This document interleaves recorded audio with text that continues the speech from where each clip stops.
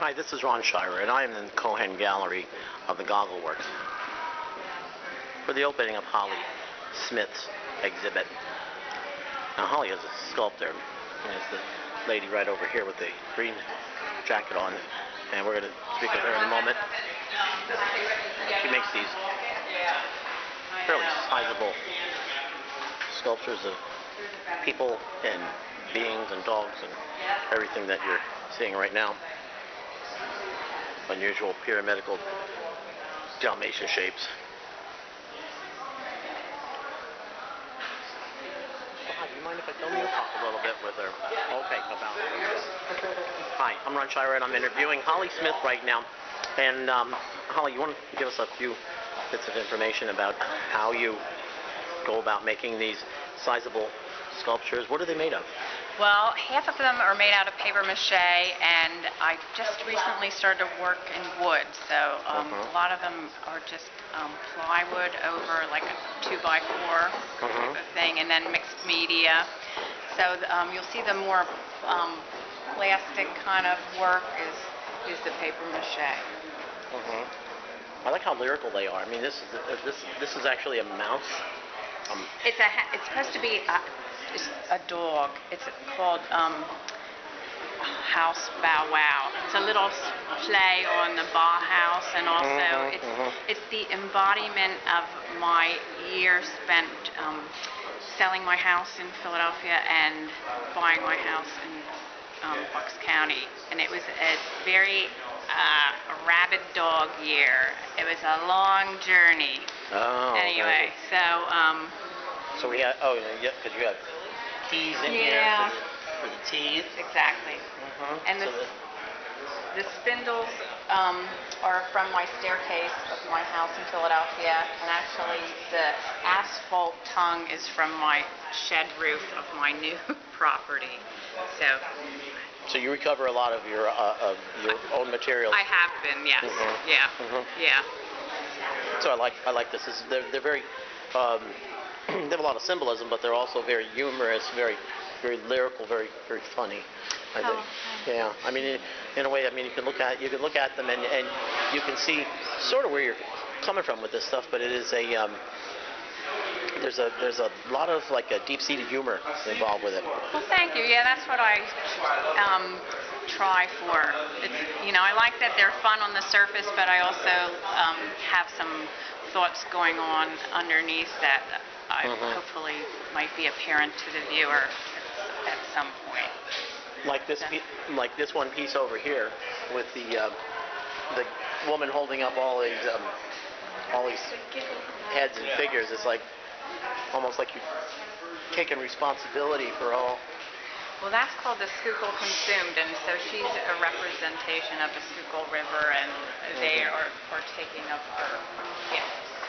Oh, I see. So. Yeah, very nice. Thanks. So yeah, that's paper mache, obviously. I also like your scale.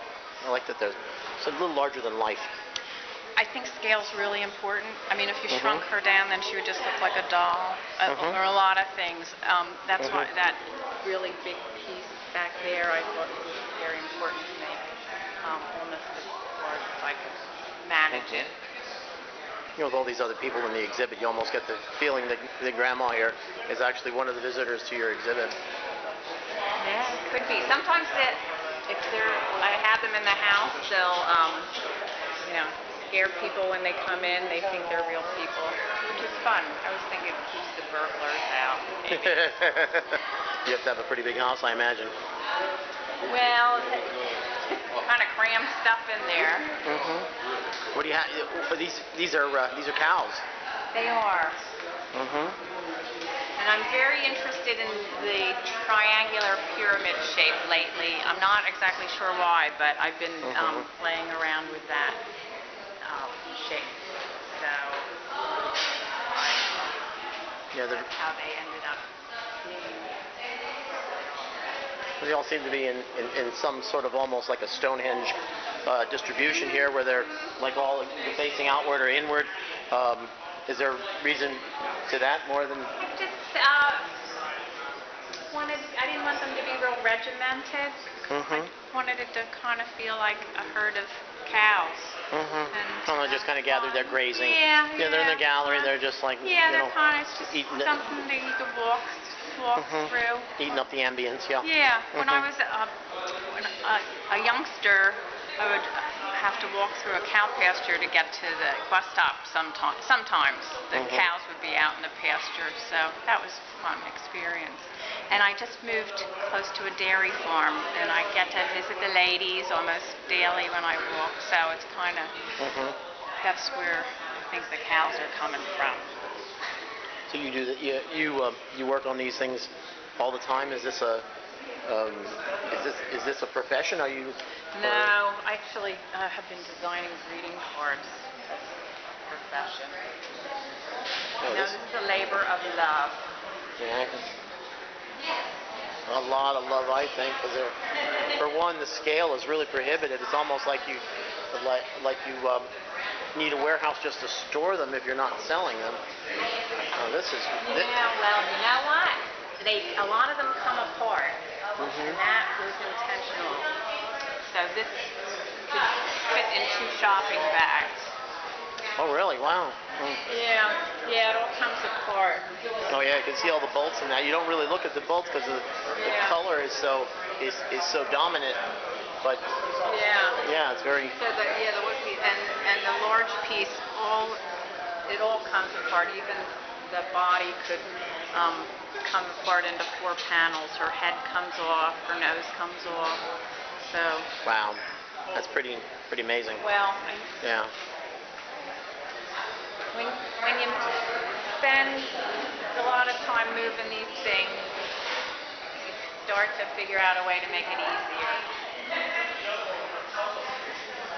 And there's the 3-headed dog, that's Cerberus there. It is indeed. And that's called Song of Cerberus, and that is kind of inspired by not only my fascination with Cerberus, but I have had a neighbor that lets his dog bark all night long. So yeah, I understand. I have a neighbor that does that too. But yeah, the neighbors are nice with the dog. I'd like to strangle. Well, it's not the dog's fault. Those are piano keys that he's feeding in the scale of piano keys. Now that's an older piece. That looks like a totem pole, actually. Yeah. The ladies who lunch. Oh, the ladies who lunch. I would like you to tell me something about your drawings. Okay. They're kind of portraits of my inner turmoil. Especially the lizards are sort of self-portraits about certain things. And also, I'm interested in working in black and white. I find that there's certain problems that are set up working with a limited palette, and that intrigues me. This pencil. This is gorgeous. I love this. Oh, thank you. Yeah. And there's a few that are series. That's Chinese ink. Which is really fun to work with. I'm familiar with that. Oh, yeah, Sumi Yi. Okay. I never heard of it referred to it that way. And so I was interested in doing the same image in pencil, pen and ink, and Chinese ink. So that's for some of these series. And this is called Kitchen Serpent number 1, 2, and 3. Yeah, I was feeling a little crazed in the kitchen. Oh yeah, I have a kitchen mess myself. I like that. Yeah. I think I would just rather take the whole kitchen and just throw it in a truck somewhere. Excuse me. Sorry. Discord. And the soft underbelly. Okay, well, I want to thank you, Holly. I want to thank you very much for allowing me to, to walk around your exhibit here and get a full description of how and why you do your work, and that's really appreciated. And I'm sure our audiences will appreciate it too.